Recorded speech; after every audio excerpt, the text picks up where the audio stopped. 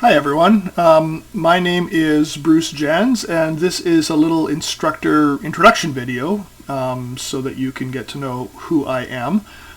This is a video that's going to probably appear in a number of my courses, and so I'm going to not talk much about specific courses at the moment, but more about myself so that you know who you're dealing with. Hopefully this is especially useful for those of you who are in online courses with me. Instead of just seeing, reading text or something like that, you can figure out who's doing all of this. So anyway, my name is Bruce Janz. I have been at UCF since 2003. I am Canadian and American. I'm dual citizen. Before I came to UCF, I taught in Canada at a place that is now part of the University of Alberta, just south of Edmonton, in a place called Camrose. A place called Augustana, the Augustana faculty of the University of Alberta. At the time that I was there, it was Augustana University College. My background, my training is in philosophy from University of Waterloo. I feel like I need to qualify that a little bit because the way I've approached philosophy has usually been to be at the edges of philosophy and a lot of other disciplines, a lot of other kind of human pursuits. I haven't never really been a kind of pure philosopher that just kind of, gets a kind of standard philosophical text and analyzes it and tries to contribute something new to that very familiar kind of conversation. So what have I worked in? Well, my graduate work really was in areas such as what philosophers call continental philosophy, which is a particular way of doing philosophy.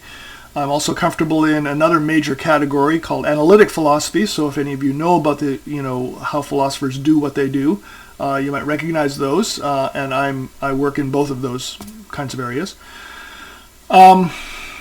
During my graduate time, I did a lot of work in what you might broadly call philosophy of religion. I ended up doing a dissertation on a German mystic named Jakob Böhme, who died in 1624. And I was very interested in the ways that he thought about knowledge.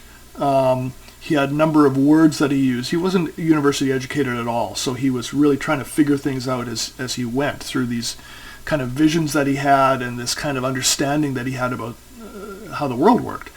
And so I did a lot of analysis on that, and part of what made him interesting was that he was seen by later philosophers, especially in Germany and Russia and some other places, as being really formative and important for modern philosophy in their areas. So I thought he was really an interesting character to work on. Not somebody who philosophers really paid all that much attention to. He was really kind of a marginal figure, I suppose. More recently, I've worked in a number of different areas. Probably I am, if I'm known at all, I'm probably best known for working in African philosophy. I taught in Kenya. I taught in South Africa. I've been in various places in Africa. I was in Rwanda shortly after the genocide, which was in 1994. I was there in 97 when things were starting to get a little bit tense again because a number of the genocide perpetrators were being driven back into Rwanda from having been in exile. So I've been in Nigeria, I've been in, a bunch of different places around Africa, certainly not all the countries. What makes African philosophy interesting for me as a Canadian, as somebody who does not have any African heritage in my own kind of family history, what makes it interesting is that there's this area of philosophy which has a kind of place designator attached to it, African philosophy, that really matters, right? And there are people there who have come out of a colonial system of education where they've been told by a British education system or a French one or other colonial systems that to do philosophy is to do it like we do it, like what we do it in England or like we do it in France or whatever, in Germany. And so you have a lot of Africans in recent decades, really since the middle of the 20th century, trying to say, no, what does it mean to be African and do philosophy? what does it mean to really think about the place that you are in?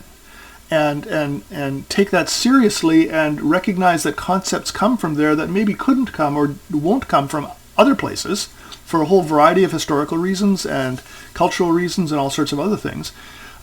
So there's a unique kind of possible store of concepts, a possible reactions to historical events, perspectives on the world, all of those sorts of things that African philosophers have available to them. And so I became very interested in what that actually meant.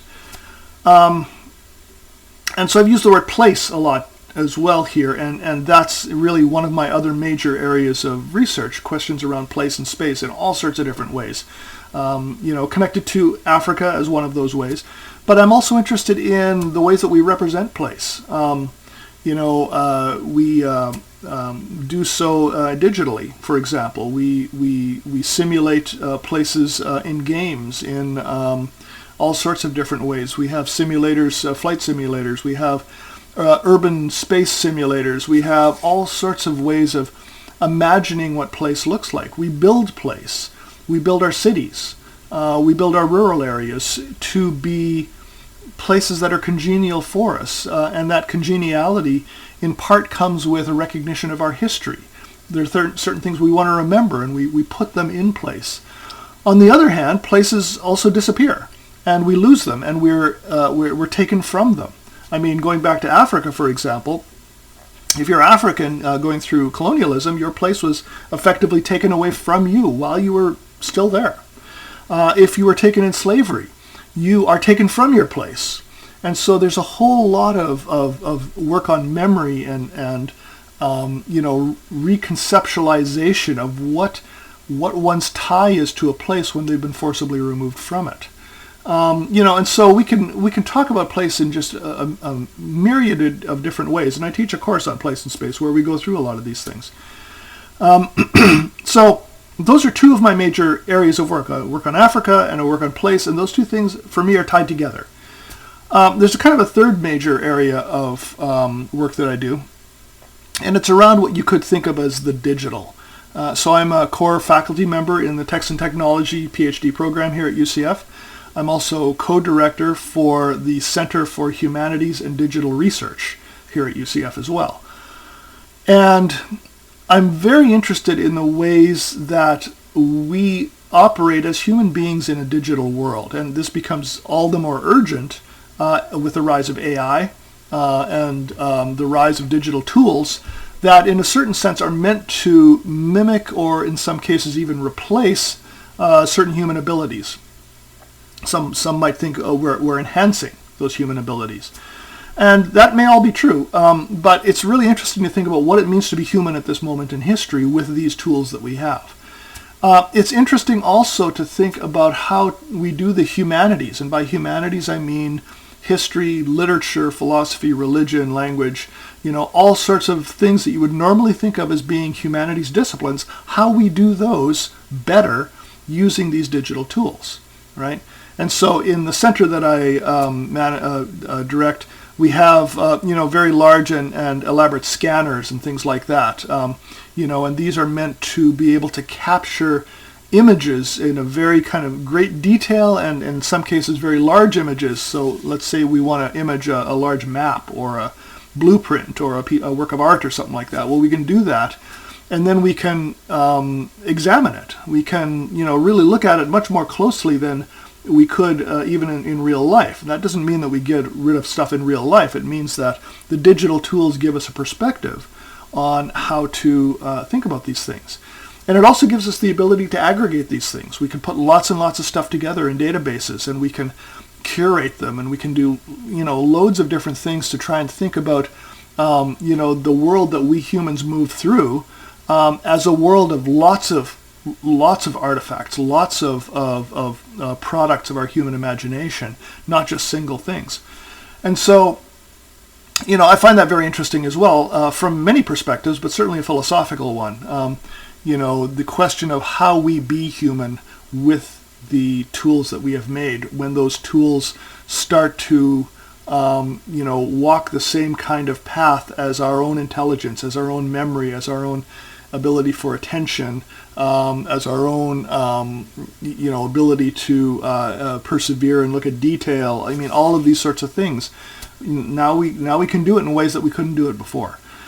So for me, all of these things tie together, and there's other things I do as well. I've done work in visual culture, and I've done work, on place as it appears in other disciplines like geography and sociology and architecture and all sorts of other areas as well. But those are the kinds of things that motivate my own work, and I think you're probably going to find some or all of those show up in any course that I teach. That doesn't mean that all my courses are going to end up being the same course. What it means is that you can only come to any area of thought from the position that you inhabit, that you occupy. And so I am going to bring these kinds of things with me to the table when we talk about any anything that's of interest to us. So that's kind of who I am. I don't think there's anything else that's worth knowing about right now going into our course. So I'm looking forward to being with you for this term, and looking forward to the kind of discussions we're going to have. So I hope that you can have a chance to tell us a little bit about yourself as well. There should be an opportunity at the beginning of the course to do so. So great. I will see you in the discussion areas. Thanks a lot.